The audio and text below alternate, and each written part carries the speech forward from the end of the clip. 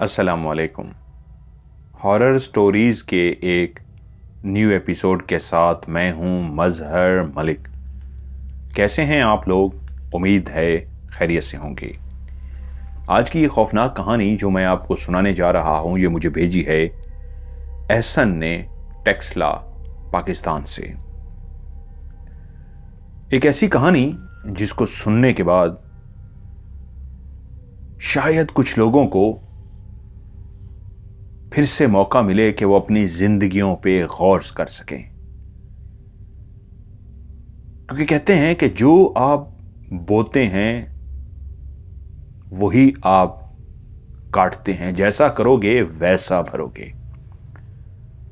और आज की कहानी भी जहां भयानक और खौफनाक है, वहां कई लोगों के लिए एक बहुत बड़ा पैगाम। चौधरी गफूर अपने इलाके का एक बहुत बड़ा जिम्मेदार तो नहीं था, लेकिन उसके पास अच्छी खासी जमीनें थीं। उसके यहां सबसे पहले एक बेटा पैदा हुआ,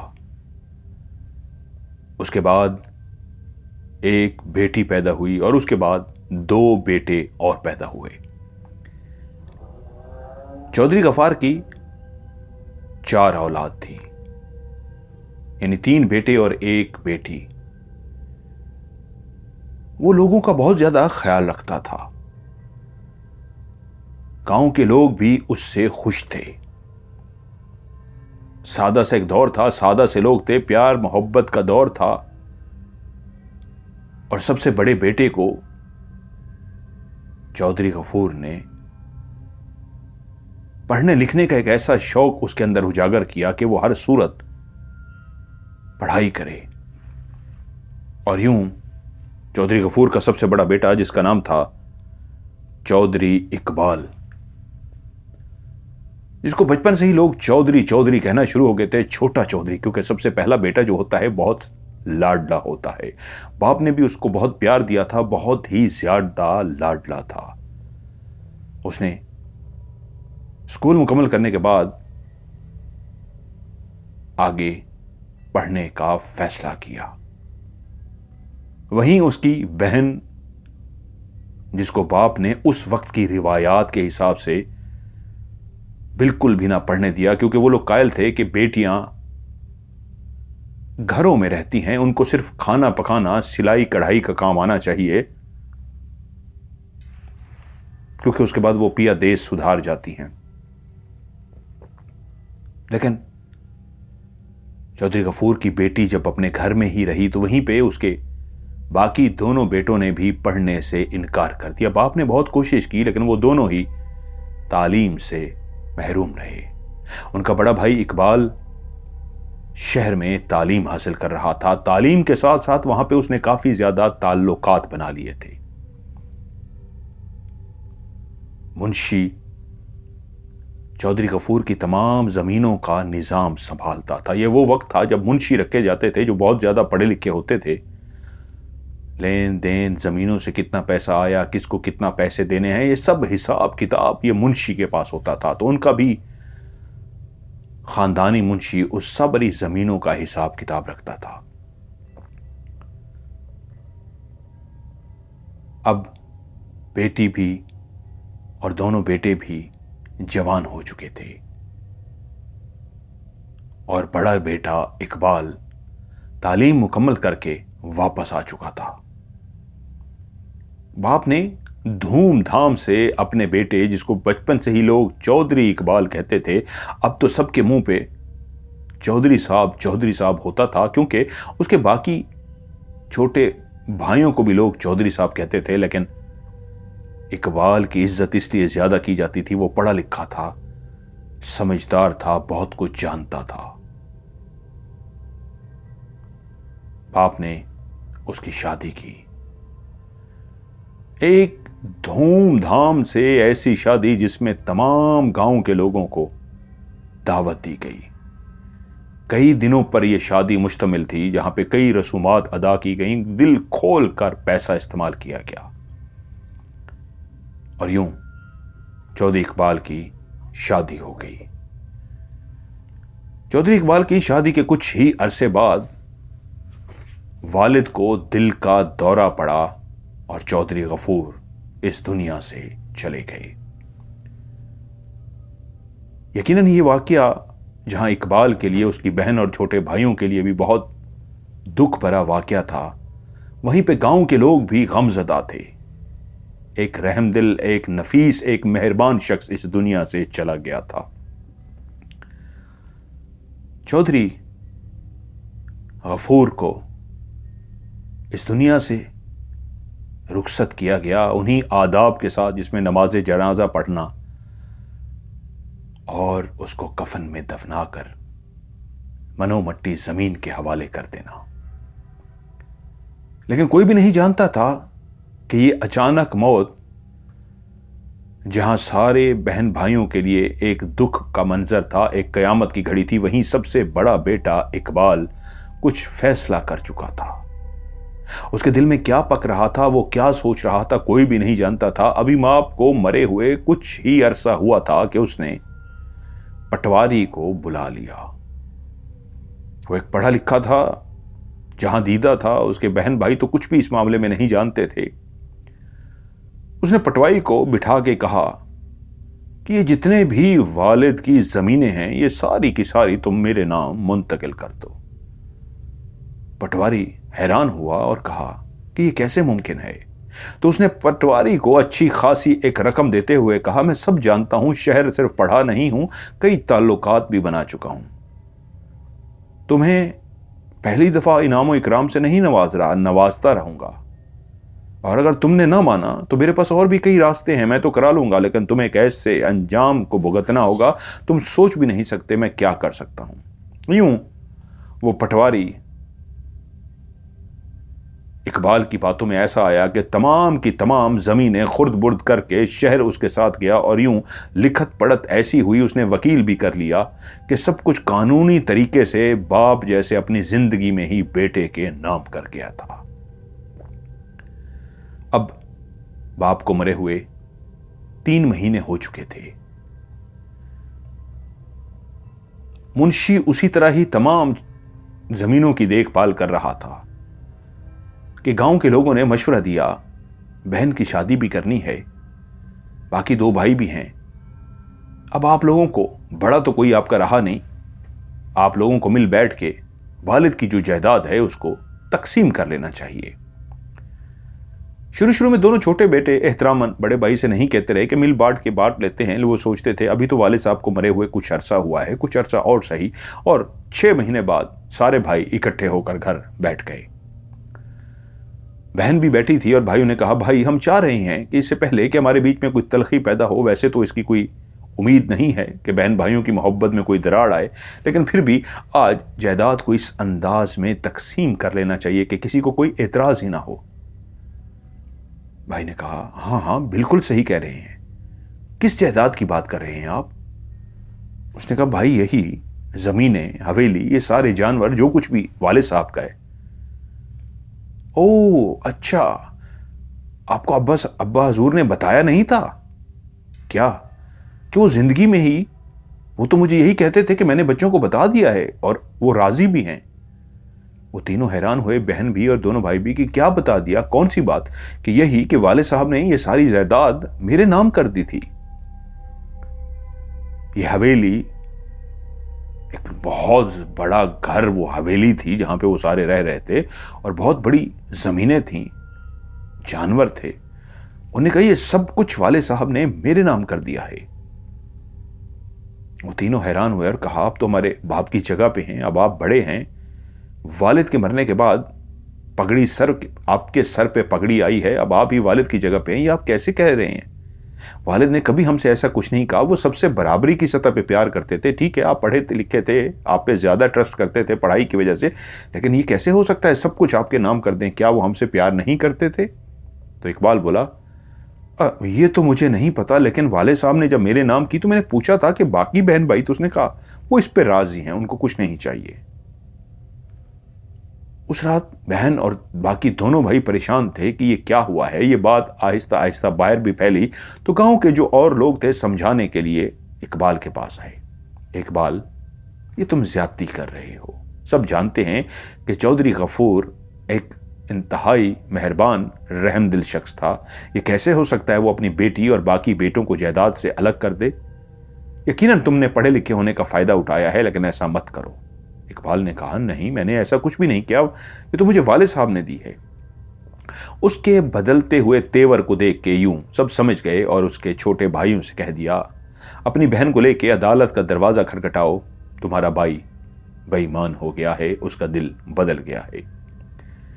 वो इतने पढ़े लिखे तो थे नहीं, समझ बूझ भी नहीं थी, फिर भी लोगों के कहने पे उन्होंने शहर जाकर अदालत का दरवाजा खटखटाया।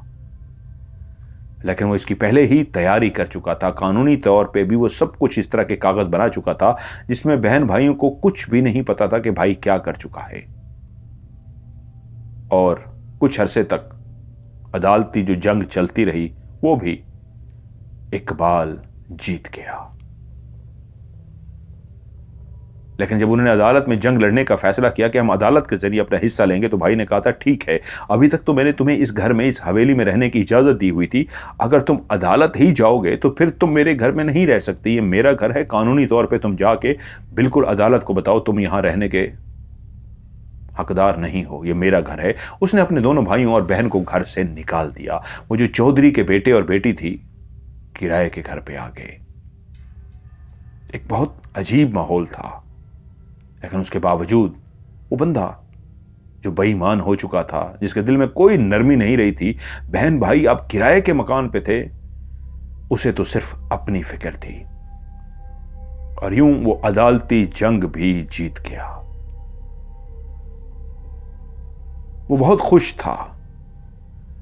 एक ऐसा जालिम इंसान जिसने अपनी बहन भाइयों का हिस्सा खा लिया था और उस पर फख्र महसूस करता था कि उसकी तालीम ने उसको दौलत दे दी है। उसने अपनी ही तबीयत के यार दोस्त बना रखे थे। उसके यहां एक बेटा और एक बेटी पैदा हुई। बेटे का नाम उसने माजिद रखा और बेटी का नाम शुमाइला। अब उस गांव में जो उसको समझाते थे, उस अदालत की जंग जीतने के बाद वो भी खामोश हो गए। अब कोई भी उसको कुछ नहीं कहता था। उसके बहन भाई को यही कहा जाता, सब्र करो, तुम्हें एक ना एक दिन इसका फल जरूर मिलेगा, सब्र का फल मिलेगा, बस कुछ खामोशी इख्तियार कर लो। वो भी बेचारे क्या कर सकते थे, लोगों के हौसला देने पे, सब्र देने पे खामोश हो जाते। उधर वक्त गुजरता रहा और चौधरी अपने डेरे पे, गाड़ियों पे लोगों के साथ इस तरह फिरता कि वही जमीन पे ना खुदा बन बैठा था। यहां तक कि उसका बेटा माजिद स्कूल से पढ़ने के बाद कॉलेज की लाइफ में शिफ्ट हो गया। चौधरी इकबाल की ख्वाहिश थी कि उसका बेटा भी अपने बाप की तरह पढ़ लिख कर समझदार हो। उसको नौकरी की जरूरत नहीं थी, ना वो उससे नौकरी कराना चाहता था, लेकिन उसको पढ़ाना लिखाना चाहता था और चाहता था कि मेरे बाद मेरा वारिस इन जमीनों की देखभाल कर सके। उसने अपनी बेटी को बहुत लाड से पाला था। जब बेटा नौजवान हुआ और कॉलेज पढ़ना शुरू किया,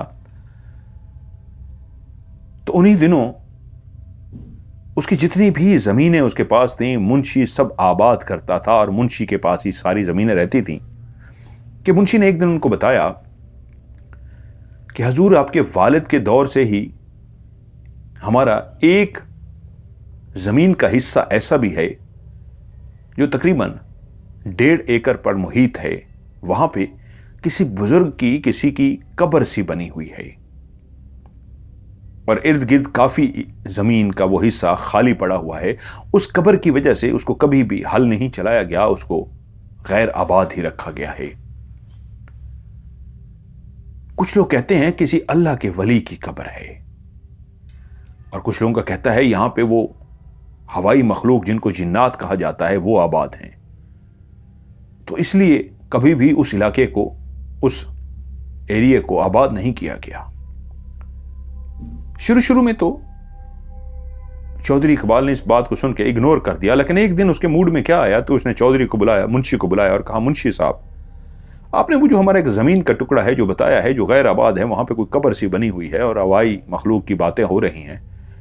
कल मजदूर बुलाइए, ट्रैक्टर बुलाइए और हल चला दीजिए। मुंशी ने कहा, चौधरी साहब कब्र का क्या करना है? भाई जब हल चलाओगे तो कब्र भी खत्म हो जाएगी, खत्म कर दो उस कब्र को। जैसा आपका हुक्म मुंशी साहब बोले, जैसा आपका हुक्म चौधरी साहब। उस शाम चौधरी इकबाल अपने डेरे से घर की तरफ पैदल चलता हुआ जा रहा था कि उसको दरख्त की बिल्कुल पीछे से एक शख्स, जैसे कोई उसका इंतजार कर रहा हो, एक बूढ़ा सा शख्स निकल के उसके सामने आकर खड़ा हो गया। उसकी सफेद दाढ़ी थी, सफेद उसने लिबास पहन रखा था। उसने आते ही सामने आके कहा, अस्सलाम वालेकुम। चौधरी इकबाल ने उसके सलाम का जवाब दिया। उसको सर से पैर तक देखा कि कौन है ऐसा जिसकी इस तरह जुर्रत हुई कि मेरी आंखों में आंखें डाल के मेरे सामने खड़ा हुआ है। बाबा जी कौन हो आप और क्यों मेरा इस तरह रास्ता रोका है? कोई सवाली हो, कोई सवाल करना है, क्या चाहिए?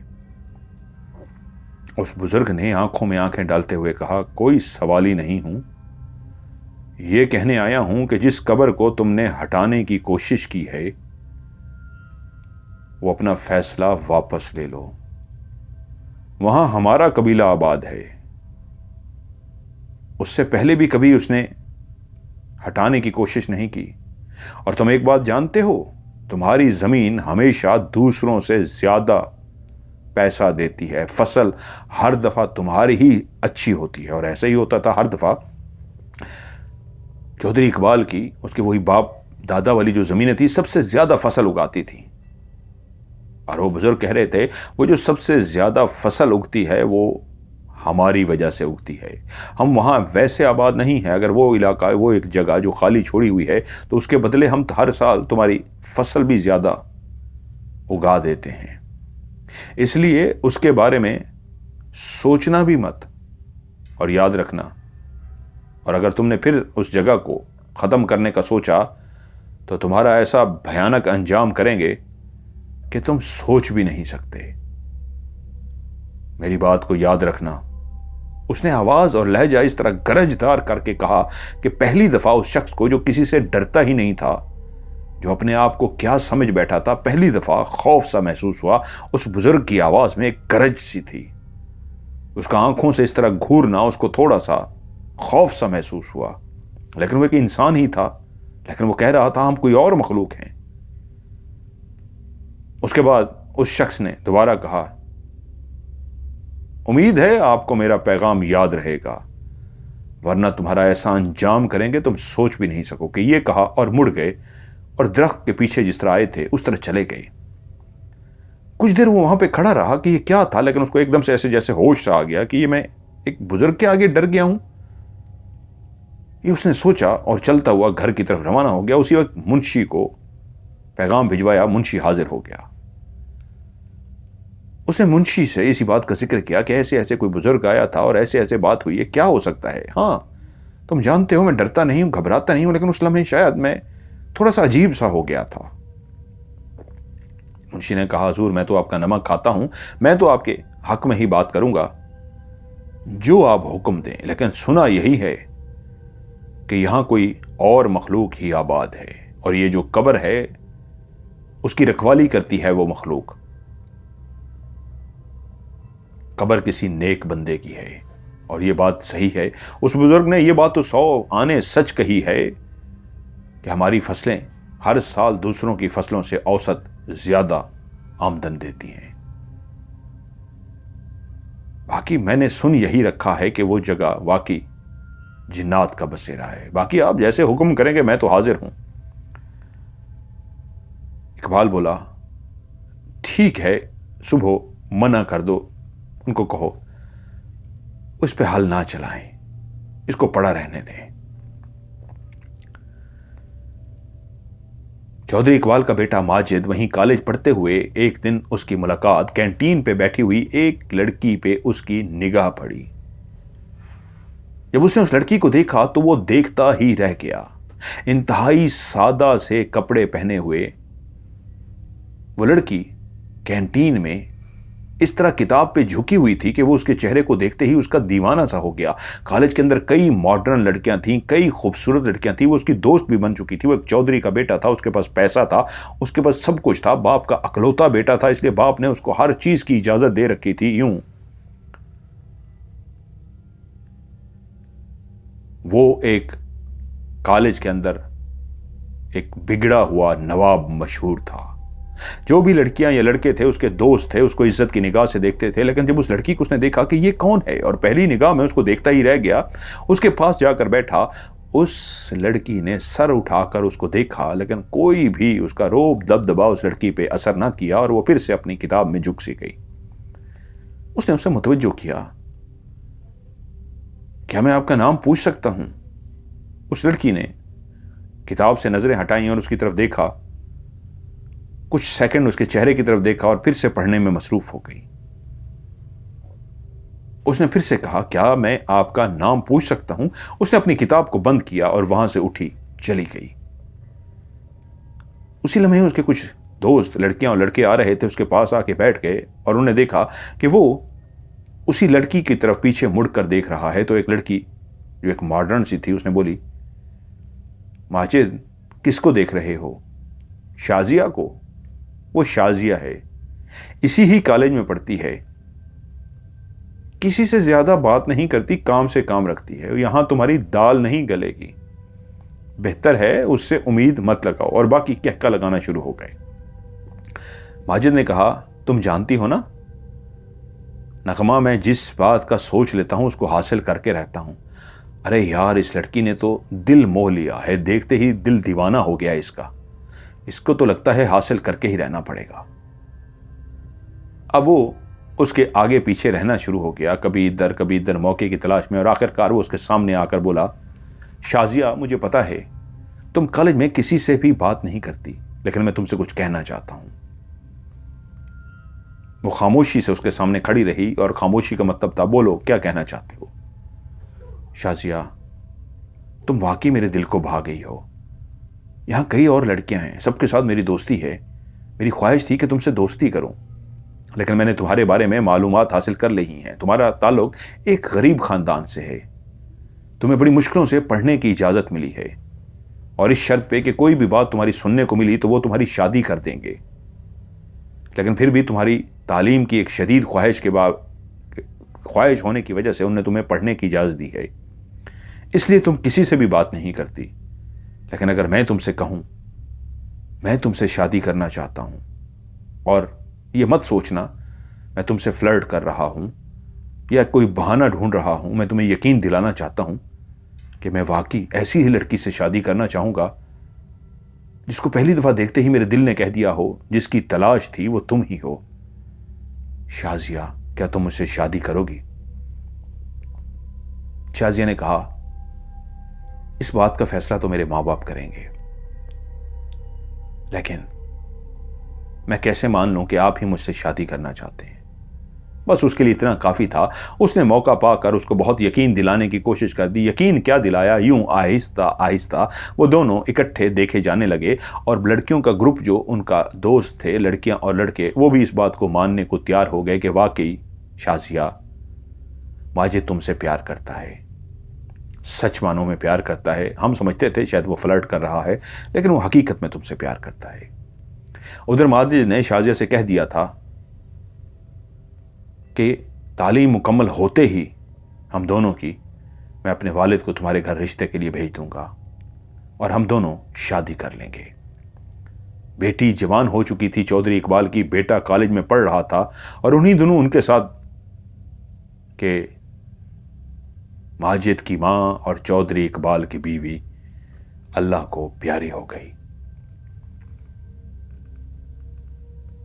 चौधरी इकबाल को बीवी के इस तरह चले जाने से जहां दुख था, वहीं पे लोगों ने उसको मशवरा दिया, चौधरी साहब अभी तो आप जवान हैं, एक ही बेटी है, उसकी भी शादी हो जाएगी, बेटा पढ़ रहा है, उसकी भी शादी हो जाएगी, जिंदगी आपके लिए बड़ी मुश्किल होगी। बेटा शहर में पढ़ रहा है, क्या पता वापस आए या ना आए, बेटी अपने घर सुधार जाएगी, कौन ख्याल रखेगा आपका? आपको तो शादी कर लेनी चाहिए। और यूं चौधरी इकबाल शादी करने के लिए तैयार हो गया। वहीं पे उसको पता लगा कि एक रिश्ता है, अगर आप चाहें तो बहुत ही हसीन और जमील लड़की है, नौजवान है, आपसे उम्र में बहुत छोटी है, लेकिन उसके वालिदैन रिश्ता ढूंढ रहा है, अगर आप कहें तो उसके लिए बात चलाएं। इकबाल ने कहा, मैं ये शादी धूमधाम से नहीं करूंगा। अब मेरे बेटी और बेटे की शादी की उम्र है, इसलिए मैं चाहूंगा हम सादगी से जाएं। अगर वो लोग रिश्ते के लिए मान जाते हैं तो हम सादगी से निकाह करके उसको मैं बीवी बना के घर ले आऊंगा, और अपने बेटों और बेटी को भी नहीं बताऊंगा। जब वो बीवी बन के घर आ जाएगी तो उनको सरप्राइज दूंगा कि उनकी मां आ गई है। हो सकता है मैं जब शादी करने लगूं और उनको बताऊं और उनको कोई एतराज हो, इसलिए मैं चाहता हूं पहले आप मुझे दिखाएं, मुझे फैसला करना है। चौधरी इकबाल को लेकर जब वो एक लड़की के घर पहुंचे और लड़की चाय लेकर उसको चाय देने के लिए आई, तो वो लड़की भी नहीं जानती थी कि उसके रिश्ते की बात हो रही है। वालिदैन ने उसको कुछ नहीं बताया था कि ये जो शख्स घर में आया बैठा है कौन है। चौधरी ने जैसे ही उस लड़की को देखा, उस लड़की पे उसका दिल आ गया और उसने वहीं पे बैठे हुए कहा, इनसे बात कीजिए, मुझे इस लड़की से शादी करनी है और जो कुछ कहते हैं मैं उसके नाम करने को तैयार हूं और इन गरीब लोगों की मदद करने को भी तैयार हूं। सारी बात की गई उनके साथ, तो उन्होंने कहा, हमें कोई एतराज नहीं है। जब उनको पता लगा वो एक गांव का चौधरी है, इतनी बड़ी जमीनों का मालिक है और वो उनकी बेटी को दुल्हन बनाना चाहता है, लालची से लोग थे। पैसे के जब लालच नजर आया और एक चौधरी का रिश्ता आया तो वो फौरी तौर पे तैयार हो गए। तो चौधरी ने कहा, तो फिर आज ही क्यों ना निकाह पढ़ा लिया जाए, मैं उसको शादी करके अपनी दुल्हन बना के इज्जत के साथ ले जाऊंगा। उन लोगों ने मोहलत मांगी, चौधरी साहब थोड़ी सी मोहलत दे दें। चौधरी साहब ने उनको मोहलत दे दी कि हम फलां तारीख को आएंगे और सादगी से निकाह करके ले जाएंगे। जो उसने दौलत चीजें कहीं उनके माँ बाप को दे दी, जिस पर उनको यकीन आ गया कि वाकई बेटी बहुत बड़े घर में जा रही है। चौधरी पहुंचा कुछ गवाह लेके और कुछ खास अपने बंदे लेकर, सादगी से निकाह हुआ और सादगी से निकाह होके वो लड़की दुल्हन बनी चौधरी के साथ रवाना हो गई। जब वो घर दुल्हन को लेके पहुंचा तो बेटी ने पूछा, बाबा ये कौन है? उसने कहा, बेटा ये तुम्हारी नई मां है। वो हैरान रह गई कि इतनी छोटी लड़की मेरी मां, ये तो मेरी हम उम्र लगती है और इसको मैं मां कैसे कहूंगी। उसने उसे मां कबूल ही ना किया और वो लड़की भी जान गई कि ये मुझे मां कबूल नहीं करेगी। उसने देखा कि बाप एक इतनी नौजवान लड़की से शादी कर रहा है। वो पहले भी छुप छुप के गांव के लड़कों से मिलती थी। वो आजाद तबीयत लड़की थी। चौधरी इकबाल की तबीयत के हिसाब से उसकी बेटी भी एक आजाद तबीयत हो गई थी। शुमाइला छुप छुप के लड़कों से मिलती थी। जब उसने देखा बाप ऐसा काम कर रहा है तो उसके अंदर भी खौफ कम हो गया और वो भी उसी राह पर चल पड़ी। बेटे को इतला दी गई कि वालिद ने बुलाया है। जब वो घर पहुंचा तो दरवाजे पे ही बाप ने उसका इस्तकबाल किया और उसे कहा कि तुम्हें सरप्राइज देना है। उसने कहा, क्या बाबा? मैंने शादी कर ली है। क्या बाबा, ये कैसे हो सकता है? आपने मुझे बताया नहीं, आपने शादी कर ली और मुझे बताया भी नहीं। बेटा मैं तुम्हें सरप्राइज देना चाहता था, लेकिन क्या तुम मेरी शादी पे खुश नहीं हो? तो वो बोला, बाबा मैं कैसे खुश नहीं हो सकता? आप मां के जाने के बाद बहुत अकेले हो गए थे। मैं समझ सकता हूं अकेलापन कितना खौफनाक होता है। आपने अच्छा किया शादी पे दुख इस बात का है। आप हमें बताते तो सही, हम खुद आपके साथ चलते। नहीं बेटा, मैं नहीं चाहता था कि तुम लोगों को पहले बताऊं और तुम्हारे दिल में कोई भी ऐसी बात आए। शायद मैं भी अभी फैसला करना चाहता था शादी करूं या ना करूं, लेकिन तुम्हारी मां को जब मैंने देखा तो दिल हार बैठा और यूं उसकी दुल्हन बना के अपने घर ले आया। आओ तुम्हारी मां से मिलवाता हूं। चौधरी इकबाल अपने बेटे को लेकर अपनी नई दुल्हन से मिलवाने के लिए अंदर दाखिल हुआ और जैसे ही माजिद कमरे के अंदर दाखिल हुआ, उसने अपनी मां को देखा तो उसके जमीन पैरों के नीचे से निकल गई। सामने शाजिया मां बनकर बैठी थी। वही शाजिया जिससे उसने कॉलेज में वादे किए थे कि तालीम मुकम्मल होने के बाद मैं तुमसे शादी करूंगा। और कुछ दिनों से वो परेशान था कि शाजिया कहाँ चली गई। वो कॉलेज नहीं आ रही थी, कोई नहीं जानता था, वो भी कभी उसके घर नहीं गया था, उसको घर छोड़ा नहीं था, उसके बारे में ज़्यादा नहीं जानता था, उसने बताया भी नहीं था। लेकिन एकदम से वो कॉलेज आना बंद हो गई थी और अब उसको पता लगा वही उसकी मोहब्बत जिससे वो शादी करना चाहता था, जिससे उसने कस्में खाई थी, वादे किए थे शादी के, वो माँ बन के उसके घर में बैठी थी, उसकी बाप की बीवी बन के। बाप ने देखा बेटा परेशान हो गया है। उसने बेटे की निगाहों को देखते हुए कहा, क्या हुआ है, सब खैरियत है? हां, ये सही है, तुम्हारी मां छोटी उम्र की है। बस बेटा मेरा दिल आ गया था, मैं चाहता तो यही था एक बड़ी उम्र की औरत से शादी करूं, लेकिन तुम्हारी मां को देखते ही मैं दिल हार बैठा। माजिद वहां से गुस्से में बाहर चला गया। बाप को लगा जैसे बेटे को यह हजम नहीं हुआ कि छोटी उम्र की लड़की से बाप ने शादी की है। इकबाल तो सोच भी नहीं सकता था मामला हो क्या चुका है। बाप भी समझ गया बेटे का भी मूड अच्छा नहीं है, इसको नहीं छोड़ना। लेकिन इकबाल अपने बीवी के पास बैठा था और माजिद अपने कमरे में जाके तड़प रहा था। उसके आंसू निकल रहे थे कि ये बाप ने क्या किया है। पहली दफा उसको बाप से नफरत सी हो गई थी। उसके बाप ने उसके प्यार को छीन लिया था। कॉलेज में कई लड़कियां थीं, सब उससे शादी करना चाहती थीं, लेकिन उसने शाजिया को ही पसंद किया था उसकी मासूमियत की वजह से। वो शाजिया से पूछना चाहता था, तुमने वादे तो मुझसे किए हैं, ये क्या किया? और शाजिया ने भी जब माजिद को देखा था तो वो भी हक्का बक्का रह गई थी कि वो जिससे प्यार करती थी, जिससे शादी करना चाहती थी, उसकी मां बन के सामने बैठी है। बहन भाई के कमरे में गई मिलने के लिए। जब उसको पता लगा भाई आया है तो देखा भाई वहां पे रो रहा है। बहन थी, भाई को जाके चुप कराया, गले लगाया, क्या हुआ है? बहुत ज्यादा इसरार करने पे उसने बता दिया कि मैं जिस लड़की से शादी करना चाहता था अब्बा उसी को ही अपनी बीवी बनाकर ले आया है। बहन को भी दुख हुआ कि ये बाप ने क्या किया और उसने कहा अब्बा ने मुझे भी नहीं बताया। तो गुस्से में पहली दफा माजिद ने कहा हमारा बाप है ही ऐसा। उसने अपने बहन भाइयों का भी ख्याल नहीं किया था और आज अपनी औलाद का भी ख्याल नहीं किया। ऐसा लग रहा था जैसे उसके दिल में बाप के लिए नफरत आ गया हो। बहन ने काफी दिलासा दिया, उसको चुप किया, लेकिन खुदा की करनी ऐसे हुई उस वक्त माजिद तो वापस चला गया दुखी दिल के साथ, कुछ दिन घर रहा, लेकिन पीछे पता चला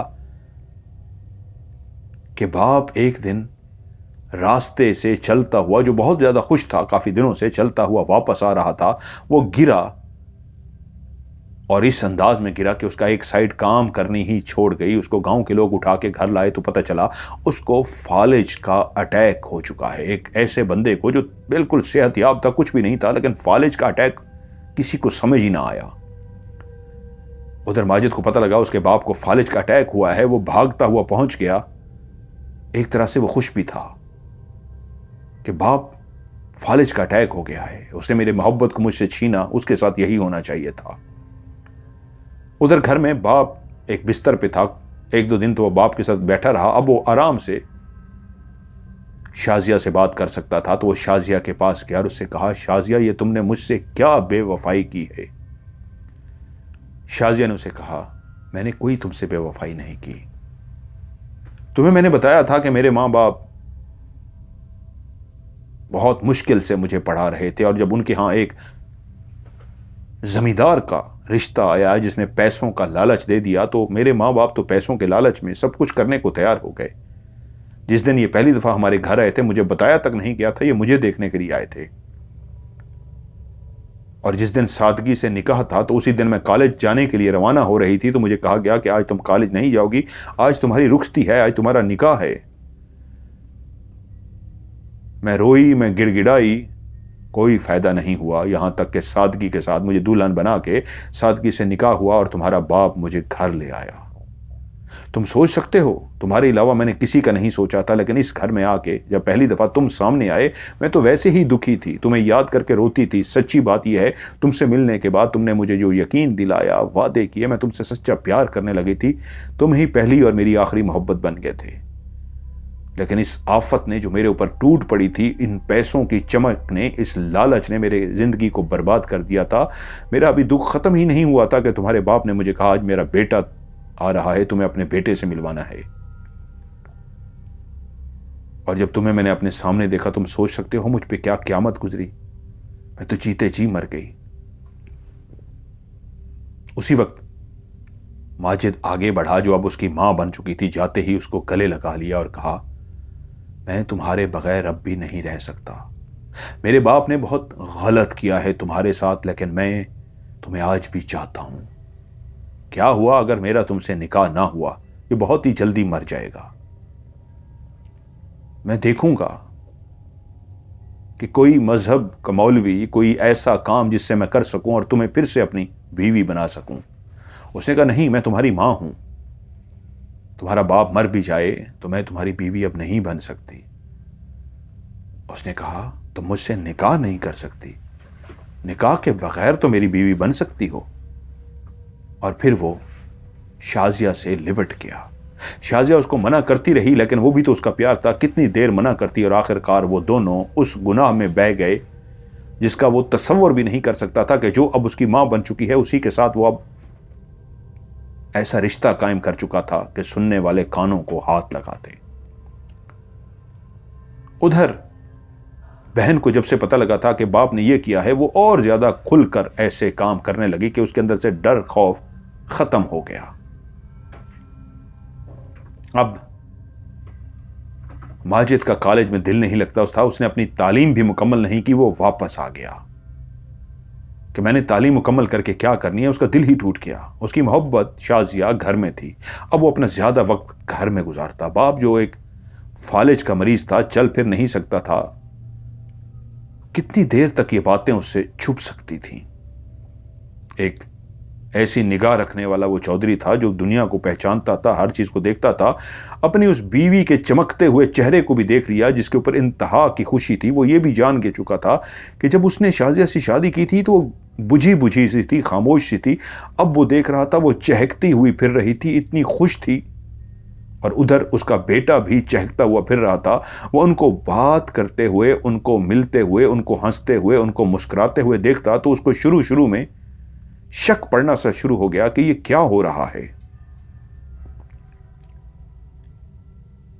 लेकिन जितना उसको अंदाजा हो रहा था, एक दिन आखिर उसने अपनी आंखों से भी वो देख लिया चौधरी इकबाल ने, जिस पे उसको शक था। और वो जोरदार आवाज निकाल के, कैसी आवाज जो फालिज का मरीज बोल भी नहीं सकता, मुश्किलों से जोर लगा के जैसे कैसे उसने एक आवाज निकाली और बेटे पे धाड़ा। बेटा एकदम से चलता हुआ बाप के सामने आकर खड़ा हो गया। क्या हुआ है? क्यों धाड़ रहे हैं आप मेरे ऊपर? और बाप ने टूटे फूटे लहजे में कहा कि ये तू क्या कर रहा है अपनी मां के साथ? तब उसने अपने बाप से कहा, मां, ये तेरी होने वाली बहू थी। तूने उसे अपनी बीवी बना लिया। मैं इससे प्यार करता था, हम कॉलेज में इकट्ठे पढ़ते थे, तूने मुझे बताया तक नहीं। अब्बा, और तूने इस तरह खामोशी से उसको शादी करके मेरे सामने मां बनाकर खड़ा कर दिया। ये वो है जो मेरा प्यार थी। तेरे मरने के बाद भी मैं इससे शादी नहीं कर सकता। तूने मेरी जिंदगी बर्बाद कर दी है और तू मेरे ऊपर धाड़ रहा है। तू कह रहा है तूने क्या देखा है? तूने वही देखा है जो हो जाना चाहिए था, तेरी वजह से नहीं हो सका। आज ये मेरी बीवी होती। और वैसे भी मैं तेरे ऊपर रहम खा रहा हूं, नहीं तो मैं तुझे खुद अपने हाथों से गला दबा के मार दूंगा। मुझे तुझसे नफरत हो गई है। तू है ही इस काबिल, एक ऐसा इंसान जिसने बेटे की मोहब्बत को भी खत्म कर दिया, बेटे की जिंदगी को उजाड़ दिया। अरे पहली दफा ये कब हुआ? तूने तो अपने बहन भाइयों के साथ भी यही किया था। तुझे तो अपने अलावा किसी की परवाह ही नहीं है। उस दिन बाप ने देखा कि बेटे के अंदर कितनी नफरत आ गई थी। बेटा बदल गया था। और उसके बाद वो जो एक काम घर के अंदर ढक्का छुपे अंदाज में हो रहा था, माजिद ने खुल के अपने बाप के सामने करना शुरू कर दिया ताकि वो बाप को दिखा सके वो क्या कर रहा है। अब बाप कुछ नहीं कर सकता था, जानता था वो एक फालिज का मरीज है, उसके पीछे कौन आएगा, यार दोस्त इस तरह का पे कोई नहीं था। बहन भाई अगर पीछे आते तो वो तो कब का उनको फेंक चुका था, मुड़ के भी उसने नहीं देखा था, जिंदा है मर गए हैं। और बेटा अब घर में उसकी आंखों के सामने वो गुनाह कबीरा कर रहा था जिससे उसको रोक भी नहीं सकता था। उधर उसको पता चला कि बेटी भी इस राह पर चल पड़ी है। एक दिन उसने बेटी को अपने आंखों से देख लिया, बेटा घर में नहीं था तो बेटी ने किसी अपने यार को घर में ही बुला लिया था। और जब बाप ने यह देखा, बेटी पे चीखने की कोशिश की तो बेटी ने भी वही जवाब दिया जो भाई बेटे ने दिया था कि आपने तो भाई के साथ यह किया, अपने बहन भाइयों के साथ यह किया, मेरे भाई के साथ यह किया, तो मुझ पे क्यों चिल्ला रहे हैं। वक्त इसी तरह गुजर रहा था। माजिद को अभी शादी की जरूरत नहीं थी, उसकी दुल्हन उसके घर में ही थी कि उन्हीं दिनों माजिद को पता लगा अब वो जमीन की देखभाल वही करता था। बाप तो फालिज के अटैक की वजह से पड़ा था, माजिद जमीनों की देखभाल कर रहा था। और वहीं उसके नोटिस में एक बात आई कि जमीनों का एक हिस्सा ऐसा है जहां पे एक कब्र बनी हुई है और कोई इस तरह की मखलूक वहां पे रहती है। जो कहानी उसके बाप को सुनाई गई थी उसको भी सुनाई गई। और जब उसको कहानी सुनाई गई तो उसने चौधरी से पूछा, मुंशी से पूछा, मुंशी वो जो जमीन का हिस्सा है क्या मामला है उसका। उसने कहा, छोटे चौधरी वो पहले इस तरह सुनने में आया था कि वहां पे कोई बुजुर्ग हस्ती रहती है और कोई जिन्नात है जो इर्द गिर्द पहरा देते हैं, लेकिन आपके वाले साहब ने एक दफा मुझे हुक्म दिया था और उनके साथ एक वाकया पेश आया था।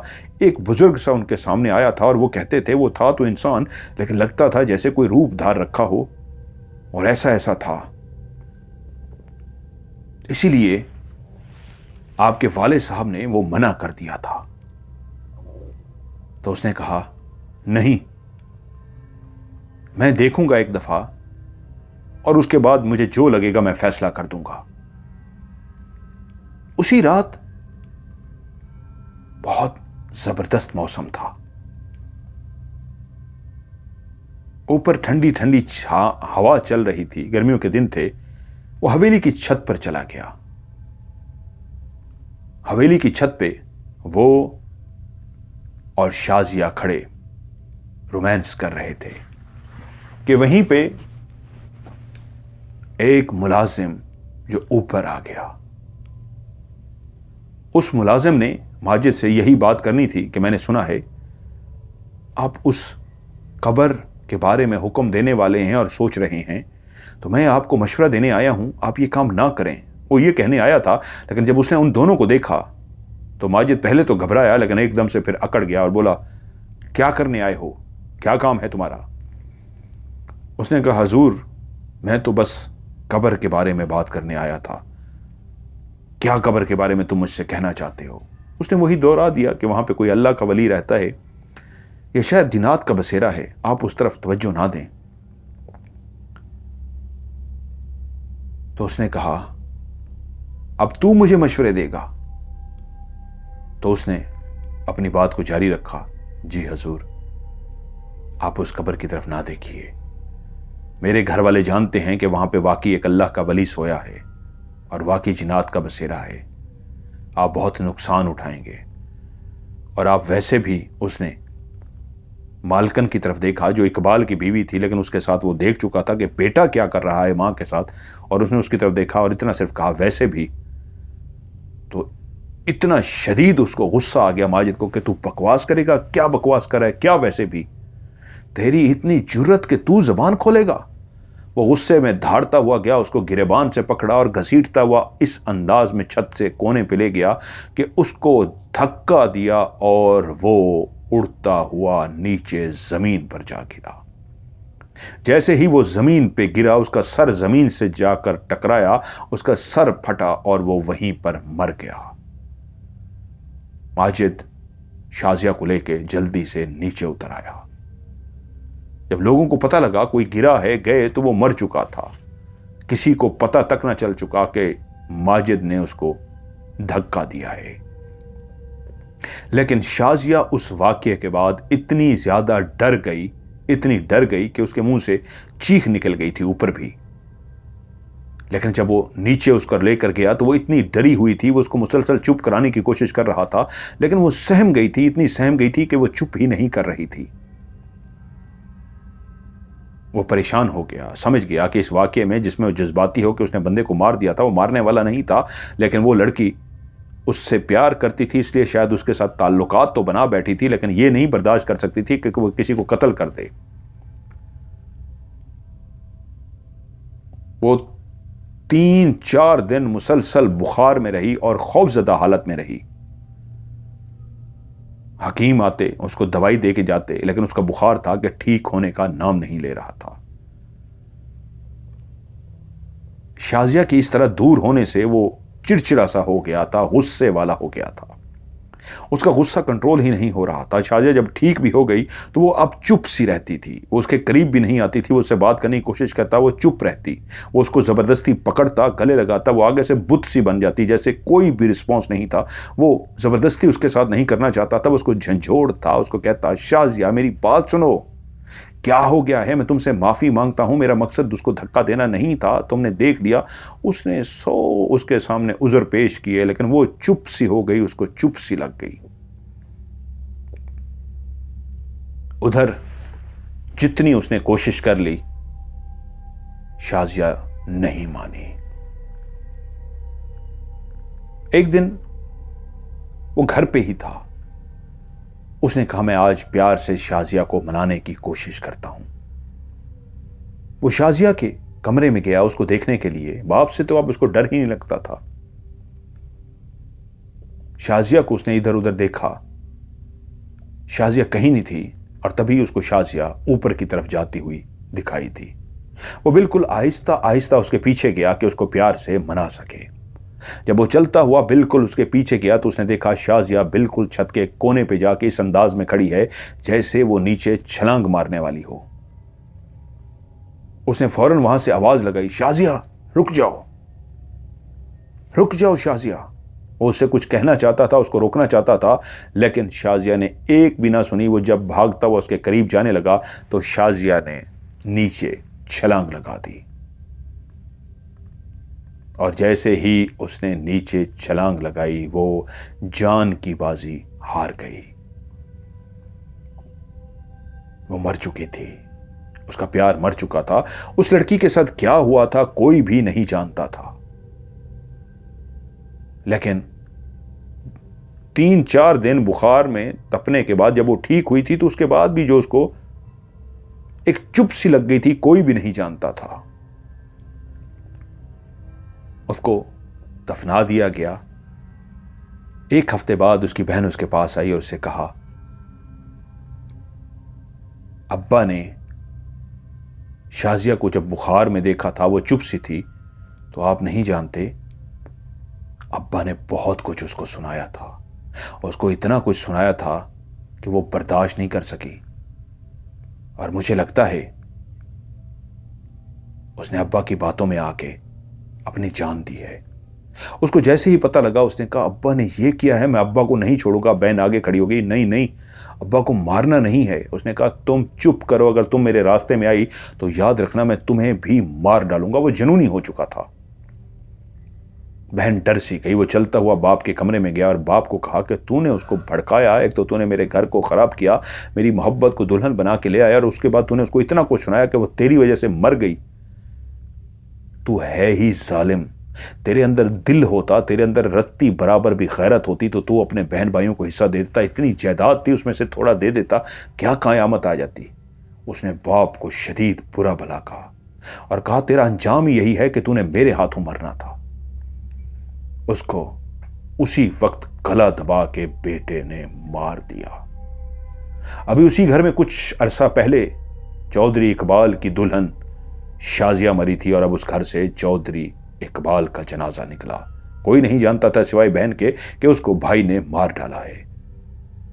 बहन ऐसा नहीं चाहती थी। जब उसने बाप का गला दबा डाला तो बहन चीखना चिल्लाना शुरू हो गई, रोना शुरू हो गई, धाड़े मारना शुरू हो गई। वो अपनी बहन को घसीटता हुआ अंदर ले गया और उससे कहा, खबरदार जो ये आवाज़ बाहर निकाली और किसी को बताया, मैं तेरा भी गला दबा के तुझे मार दूंगा। वो जान चुकी थी ये जनूनी हो चुका है, इसका प्यार मर चुका है, ये मुझे भी मारेगा। वो रोती रही, लोग यही समझते रहे बाप के मरने पे रो रही है, लेकिन कोई नहीं जानता था वो क्यों रो रही है।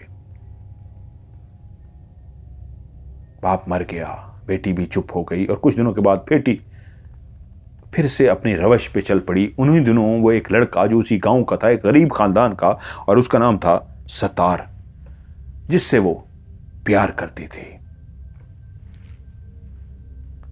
उसने एक दिन सतार से मिलने का प्रोग्राम बनाया। सतार और वो हवेली के पिछले हिस्से में इस अंदाज में एक दूसरे से लिपटे हुए थे। अब उसको किसी का खौफ नहीं था। एक भाई था जो इधर उधर होता था, जिसको होश नहीं होता था, बाप मर चुका था, मां थी नहीं। वो बेपरवाह सी होकर सतार के साथ इस अंदाज में लिपटी हुई थी कि जानती नहीं थी कि उसका भाई ऊपर आकर खड़ा हो गया। माजिद अचानक ऐसे पहुंच गया था और उसने अपनी जब बहन को सतार के साथ एक ऐसे हुलिये में देख लिया तो वो गुस्से से पागल हो गया। उसने उसी वक्त मुलाजमों को बुला के हुक्म दिया कि सतार को बांध दिया जाए। वो कहते हैं कि उस सतार को ले गया और उसको इस अंदाज में बांधा और उसने उस पर इतना तशद्दुद किया था, जो उसके ऊपर गुस्सा भर चुका था, जो उसके अंदर जनून उसकी शाजिया के मरने का था, वो सारा गुस्सा उसने उस लड़के पे इस अंदाज में निकाला कि उसको मारते मारते जब वो बेहोश हो जाता तो वो उसको दोबारा होश में लाने का कहता। उसके बाजू इस अंदाज में बांधे हुए थे कि उसकी दोनों टांगों को भी बांध दिया था और उसके हाथ भी खड़े करके बांध दिए थे, और वो उसको पीटता था। और जब वो चीखता था, चिल्लाता था, तो वो उसको कहता था, तेरी इतनी जुर्रत कि तू चौधरियों के घर में डेरे डाले, तू चौधरियों के घर में आके चौधरियों की बहन के साथ ये करे। मुलाजिम भी डर गए थे, उसके अंदर एक जनून सा आ गया था। और ऐसा जनून आया कि जब मारते मारते वो बेहोश हो जाता तो कहता, इसको होश में लाओ, जल्दी होश में लाओ, मुझे इसको और तड़पाना है। मुलाजिम भी डर गए थे उसके उस गुस्से से, यहां तक कि उसने उसे मार डाला, जान से मार डाला। जब वो मर गया तो उसको दफनाने का कहा। अब वो अपनी बहन के पास गया। उसने उसे कहा कि तूने हमारी इज्जत गैरत का जनाजा निकाल दिया है, मैं जबरदस्ती तेरी शादी करने लगा हूं, जहां मेरा दिल करेगा मैं तेरी शादी करूंगा। तूने हल्की सी भी चूं चां की तो मैं तेरा भी गला दबा के तुझे मार दूंगा। वो पढ़ा लिखा लड़का एक जनूनी हो चुका था, ऐसा हो चुका था जिससे मुलाजिम भी अब डरने शुरू हो गए थे। जिस अंदाज में उसने उस सतार लड़के को मारा था, सब आपस में कहते, क्या हो गया है छोटे चौधरी साहब को, ये तो पागल हो गए हैं। और यूं उसने बहन को सजा देने के लिए जान के एक इंतहाई गरीब लड़के का इंतखाब किया, जो बिल्कुल मेहनत मजदूरी करता था, छोटे से घर में रहता था। उसको बुलाया और उसे कहा, मैं तुम्हारी शादी करना चाह रहा हूं अपनी बहन से, लेकिन तुम्हें कोई जहेज नहीं मिलेगा, तुम चौधरियों की बेटी से शादी कर रहे हो, तुम्हारे लिए यही सबसे बड़ा जहेज है। उसको वो एक जो गरीब मजदूर लड़का सोच भी नहीं सकता था चौधरियों की बेटी से उसकी शादी होगी, तो उसको जहेज क्या चाहिए था? उसको तो नसीब में कोई गरीब सी काली कलोटी सी दुल्हन आनी थी। उसने चौधरी की बहन का सुन के सोचा कि मेरे साथ मजाक किया जा रहा है, लेकिन सब ने देखा कि माजिद ऐसा वहशी और जुनूनी हो चुका था कि उसने वाकई अपनी बहन की शादी धूमधाम से नहीं, सादगी से उसी मुलाजिम के साथ कर दी। गांव में थू थू हो रही थी, क्या हुआ है, चौधरियों की बेटी इस तरह ब्याही गई है, इस घर को किसी की बद्दुआ लग गई है, इसी घर को किसकी आह लग गई है। और लोग कहते, चौधरी इकबाल को उसके बहन भाइयों की आह लग गई है। एक के बाद एक, एक के बाद एक उस घर में वाकयात हो रहे हैं। बहन को जबरदस्ती एक आम गरीब मुलाजिम के शादी करने के बाद अब वो पागल दीवाना सा था कि तभी उसके नोटिस में फिर से वही बात आ गई कि एक ज़मीन का टुकड़ा ऐसा है जहाँ पे कच्ची कब्र और जिन्नात का बसेरा है। उसने मुंशी को बुलाया और कहा, मुंशी कल ट्रैक्टर बुलाओ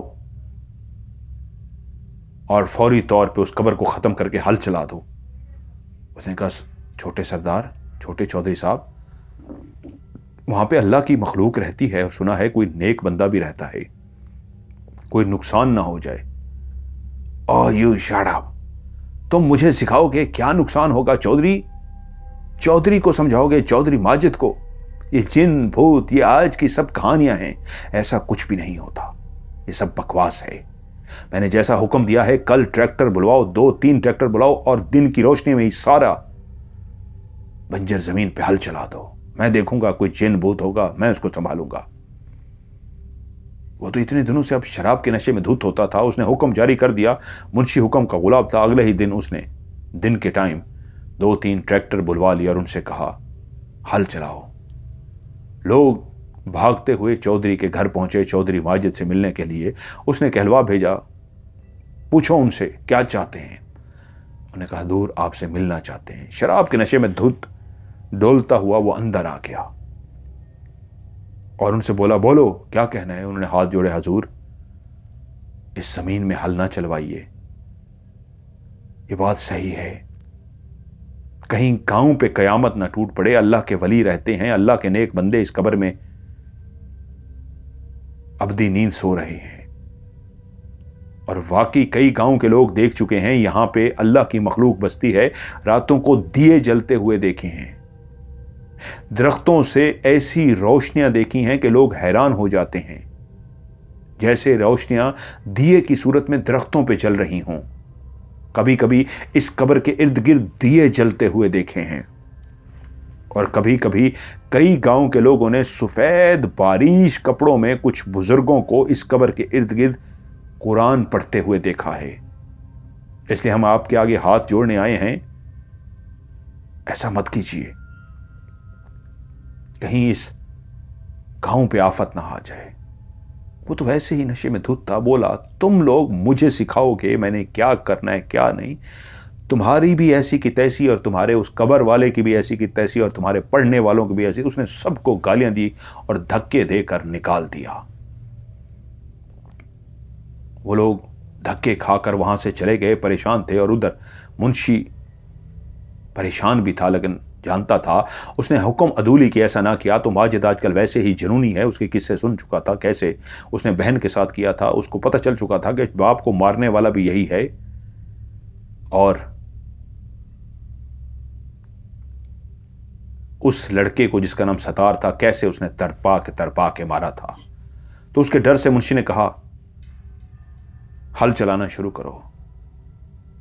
अभी ट्रैक्टर हल चलाना शुरू ही हुए थे कि कब्र के करीब भी नहीं पहुंचे थे कि गांव वालों ने देखा ऐसी हवा चलनी शुरू हुई और वो हवा ऐसी आंधी में बदल गई, काली स्याह आंधी, मट्टी ही मट्टी। और उसी वक्त बादलों ने इस तरह आसमान को घेरे में ले लिया कि काले स्याह घटाटोप बादल ऊपर छा गए। कोई बिजली नहीं थी, कोई गरज चमक नहीं थी, सिर्फ बादल ही बादल थे। लेकिन ऐसी काली आंधी, मट्टी ही मट्टी कि सारे इतने खौफजदा हो गए। ट्रैक्टर बाकायदा जो जोर लगा रहे थे, हल चला रहे थे, वो आगे तक नहीं बढ़ पा रहे थे। और एक ट्रैक्टर की टूटने की बाकायदा आवाज आई, वो दरमियान से टूट गया। और उस आंधी ने ट्रैक्टरों को, कहते हैं गांव के लोगों ने, अपनी आंखों से उड़ते हुए देखता और ट्रैक्टर अपनी जगह से उड़ के उस आंधी में दूर जा गिरे।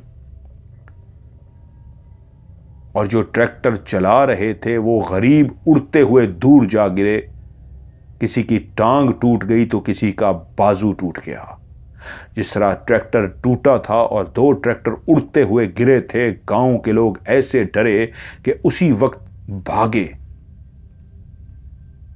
आंधी को आए हुए अभी कोई 10-15 मिनट ही हुए थे और उसने इतनी तबाही मचा दी थी कि उसी वक्त असर की अजान की सदा बुलंद हुई।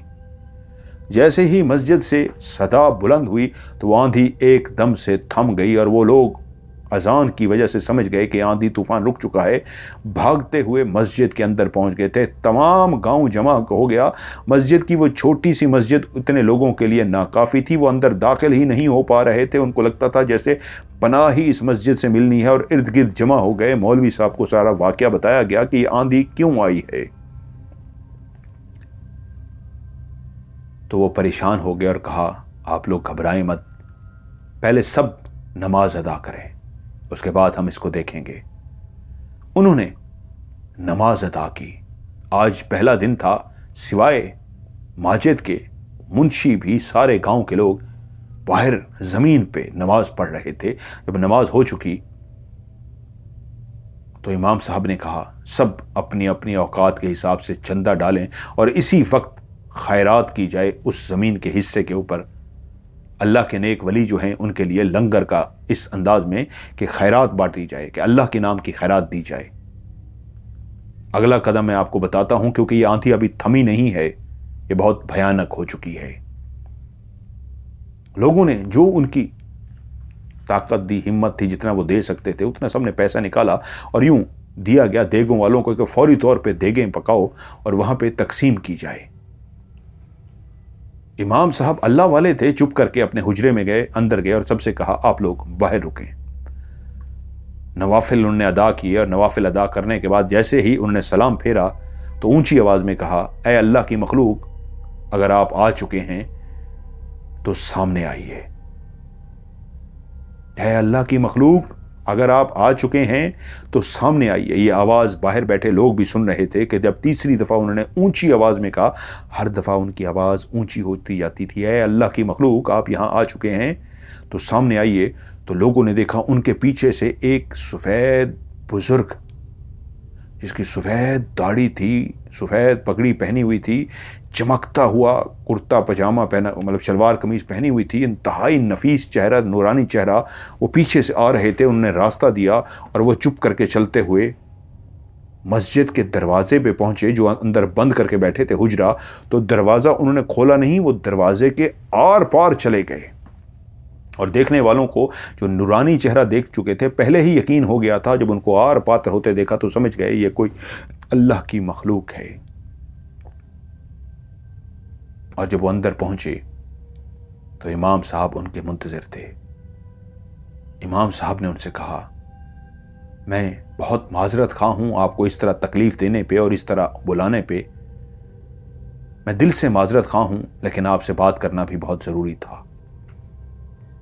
इससे पहले कि वो कुछ कहते, वो बुजुर्ग बोले, हम भी उसी अल्लाह की मखलूक हैं जिस अल्लाह ने आपको पैदा किया है। हम भी वही कलमा पढ़ते हैं जो आप कलमा पढ़ते हैं, लेकिन आप इंसान अपने खुदा को ही भूल बैठे हैं। लोगों का कैसे ख्याल रखना है, हकूकुल्लाह भी पूरे करने हैं, हकूकुल इबाद भी पूरे करने हैं। आज हमारा गुस्सा देख के सबको नमाज याद आ गई, सबने आके नमाज पढ़ ली, अपना अल्लाह याद कर लिया। और इंसान कितना जालिम है, अपने बहन भाइयों का हिस्सा खा जाता है। जब इंसान मरता है तो क्या अपने साथ लेके जाता है? वो इकबाल जिसने अपने बहन भाइयों की जमीनों पे कब्जा कर लिया था और सब कुछ हड़प कर गया, जब वो मरा है तो क्या लेके गया है अपने साथ? मैंने उसे वार्निंग दी थी, उसके सामने आके उसे कहा था उस कब्र को मत हटाना, लेकिन उसने हमारे मामलात में टांग नहीं अड़ाई, वो हट गया था। लेकिन गुस्सा तो हमें उस वक्त भी था कि ये कैसा खबीस इंसान है जो अपने बहन भाइयों के हिस्से पे काबिज हो गया है। लेकिन उसके बेटे ने ऐसी गुस्ताखी की। अगर ये रब का कलाम, रब की सदा, अल्लाहु अकबर, अल्लाहु अकबर, अल्लाह सबसे बड़ा है, अल्लाह सबसे बड़ा है, ये सदा ना गूंजती तो आज गांवों के लिए हम एक ऐसा भयानक इंतकाम लेते, एक ऐसा मंजर पेश कर देते कि लोग सदियों तक याद रहते। लेकिन हमने रोक दिया। इमाम साहब बोले, गांव के लोगों का कोई कसूर नहीं है। हाँ, इनमें से बहुत सारे ऐसे लोग होंगे जो अपनी बहन भाइयों का हक खाते होंगे, लेकिन मैं वादा करता हूं आपका यह पैगाम सब तक पहुंच जाएगा। इनको माफ कर दीजिए। वो बोले, ठीक है, हम इनको माफ करने जा रहे हैं, लेकिन आज के बाद उस जमीन की तरफ कोई नहीं आएगा। हमने चौधरी इकबाल को उस जमीन के बदले हमेशा डबल अनाज दिया। उसकी फसलें सबसे बेहतरीन फसलें होती थीं, इसलिए कि अगर वो छोटा सा टुकड़ा गैर आबाद था तो उसके बदले हम उसको अनाज भी तो दे रहे थे, उसकी फसलें भी तो दुगनी हो रही थीं। चलें आज इस गलती की माफी दी। वो खानदान का आखिरी चश्मो चिराग जिसने ये हुक्म दिया था वो अपने अंजाम को पहुंच चुका है। और अभी हम जाने लगे हैं और इन गांव वालों को पैगाम दे देना, कोई भी अपनी बहनों का और अपने भाइयों का हक ना खाए, वरना वो अपनी कब्र में खाली हाथ ही जाएगा और इस दुनिया में भी उसका बुरा अंजाम होगा और आखिरत में भी उसका बुरा अंजाम होगा। शायद तुम नहीं जानते, लेकिन मैं तुम्हें बताता हूं इकबाल के साथ किस्मत ने क्या किया। उसने अपने बहन भाइयों का हक खाया था, लेकिन उसको क्या सजा मिली। वो अपने बेटे की ही महबूबा, जिससे बेटा शादी करना चाहता था, उसी को बीवी बनाकर ले आया। और जब बेटे ने देखा तो वो हैरान रह गया, जिससे वो शादी करना चाहता था वो मां बन के घर बैठी थी। किस्मत की करनी के बाप पे फालिज हुआ। वो बिस्तर पर गिर गया और बेटा अपनी मां के साथ रंग रलियां मनाने लगा। बाप को पता लग गया तो बेटे ने कह दिया, खबरदार जुबान खोली तो तेरी गर्दन दबा दूंगा। और वो सारे हालात जो पेश आए थे, उस बुजुर्ग ने सारे हालात बता दिए और कहा कि कैसे उस सतार लड़के को उसने तरपा तरपा के मारा है, कैसे वो जो मुलाजिम छत से गिर के मरा था उसको इसने धक्का दे के मारा था। और वो मासूम लड़की थी, इसकी बातों में बहक गई, गुनाह में डूब गई। और उसको जब उसके शौहर ने जो फालिज ज़दा था उसको गैरत दिलाई, उसको ऐसे ताने मारे कि उसकी सोई हुई गैरत जाग जगे, तो वो एक गैरतमंद लड़की थी और उसके बाद बर्दाश्त ना कर सकी कि ये मैंने क्या किया है। और उसकी गैरत का तकाजा यही था कि वो अपनी जान दे दे, और उसने जाके ऊपर से जान दे दी। बहन की उसने शादी एक गरीब इंसान से कर दी, सजा देने के लिए कि वो अगली जिंदगी गुर्बत में गुजारे। और उसने ऑर्डर दिया था ना, उसको लोग समझाने भी गए थे, लेकिन शराब के नशे में धुत था, उसको समझ ही नहीं आई। वो अपने अंजाम को पहुंच चुका है। दरवाजा खोल दो और गांव वाले मेरी बात को सुन सकें। इमाम साहब आगे बढ़े और दरवाजा खोल गया और अंदर से एक आवाज आई, गरजदार आवाज, गांव वालों जाओ, तुम्हें माफ किया, लेकिन कभी अपनी बहनों का, स्पेशली अपनी बहनों का और भाइयों का हक मत खाना, वरना दुनिया में भी वरना दुनिया में भी तुम लोगों को इसकी सजा मिलेगी और आखिरत में भी, जैसे इकबाल को और उसके खानदान को सजा मिली है। अब ये जो कुछ भी है, जो इकबाल की ज़मीनें हैं, जो जागीर है, जो कुछ भी है, सिवाय उस टुकड़े को जहाँ पे वो कब्र आबाद है और जहाँ पे हम आबाद हैं, उसको छोड़ के जितनी भी जागीर है, इकबाल के वो बहन भाई जो आज भी जिंदा हैं, उनके बच्चे भी हैं, उनमें तकसीम कर दी जाए। और याद रखना, हम नज़र नहीं आते, हर जगह मौजूद होते हैं। बस तुम्हें इस शर्त पे माफ़ किया जा रहा है कि अपने बहन भाइयों का हक कभी मत खाना। अस्सलाम वालेकुम, ये कहा और उसके बाद अंदर से आवाज आना बंद हो गई। लोग इंतजार में रहे, जैसे बुजुर्ग गुजर के अंदर गए थे, अभी बाहर निकलेंगे, अभी बाहर निकलेंगे। लेकिन मौलवी साहब बाहर निकल आए और उनसे पूछा गया, बुजुर्ग कहा वो जा चुके हैं। वो बाहर नहीं निकले थे, वहीं से ही चले गए थे। लेकिन लोग थर थर कांप रहे थे और उन्होंने कहा, वो पैगाम दे के गए हैं कि हकूकुल्लाह भी पूरे किया करो, जिस तरह खौफ की वजह से तुम लोग आज मस्जिद में भागे हो, रोज आया करो। और वो कह गए हैं कि वो आखिरी चिराग भी बुझ चुका है, वो ज़मीनें चौधरी गफूर के बाकी जो बड़ी बेटी और उसके बाद 2 छोटे बेटे थे उसमें तकसीम कर दी जाए। उधर जब लोग हवेली पहुंचे, मुंशी लोगों को लेकर डरा हुआ था, हवेली पहुंचा तो देखते हैं कि माजिद के जिस्म के टुकड़े हुए पड़े थे। एक ऐसा इबरत का निशान बना हुआ था जिस पे सब तौबा तौबा कर रहे थे। उसकी लाश को देख के ऐसा लगता था जैसे ने उसके टुकड़े कर दिए हों। बाजू अलग कर दिए गए थे, टांगे अलग कर दी गई थी, गर्दन अलग कर दी गई थी, धड़ के भी टुकड़े कर दिए गए थे। वहीं पे कारी साहब ने कहा, बजाय वावेला मचाने के आप लोग अपनी आंखों से उस मखलूक को, अल्लाह के उस जिन को देख चुके हैं, इसलिए बेहतर है अब इसको फौरी तौर पे दफना दिया जाए। कारी साहब के कहने पे कि हम इसका नमाज जनाजा जरूर पढ़ेंगे, ये अपने अंजाम को पहुंच चुका है, इसको इसकी सजा मिल चुकी है। उसके बावजूद उसके टुकड़ों को जोड़ा गया और उसका नमाज जनाजा पढ़ के उसको वहीं दफना दिया गया। वो जितनी भी जायदाद थी मुंशी ने बराबरी की सतह पे, जो इस्लामी सतह पे बनती है, बहन भाई, जो उसके बहन भाई थे चौधरी इकबाल के, गफूर के बाकी बेटे, बड़ी बड़ी बहन, और उनको भी हिस्सा दिया। और इमाम साहब के ही कहने पे उनको शायद कोई पैगाम दिया गया था, इमाम साहब ने पैगाम पहुंचाया उस बच्ची को भी हिस्सा दिया जाए जो जिंदा थी, जो गरीब के साथ ब्याह दी गई थी। उसने बहुत तकलीफें उठाई थी इतने दिनों में, जो वो उसका वक्त गुजरा था, बहुत बुरा वक्त गुजरा था। उसको भी कुछ हिस्सा दिया गया और बाकी ज़मीनें बहन और 2 भाइयों में तकसीम कर दी गई। वो कहते हैं ये जगह इसलिए नहीं बताई शुरू में इस कहानी के कि ये इबरतनाक कहानी है, मैंने बताई है कोई मेरे ऊपर आफत ना आए, मुसीबत ना आए, लेकिन आप इसको कहानी ज़रूर सुना दीजिए। और ये पैगाम है उन लोगों के लिए कि जो अपने बहन भाइयों का हक खाते हैं, इस दुनिया में भी उनको इबरत का मकाम दिया जाता है, एक ऐसा इबरत का निशान बनाया जाता है कि लोग तौबा तौबा करते हैं और मरने के बाद भी उनके लिए भयानक सज़ा है। एक सच्ची कहानी जिन लोगों ने सुनी होगी, उम्मीद है उनके दिलों पे एक खौफ तारी हो गया होगा, लर्जा तारी हो गया होगा। जहां वो अल्लाह को राज़ी करेंगे, वो अपने बहन भाइयों का कभी हक नहीं खाएंगे।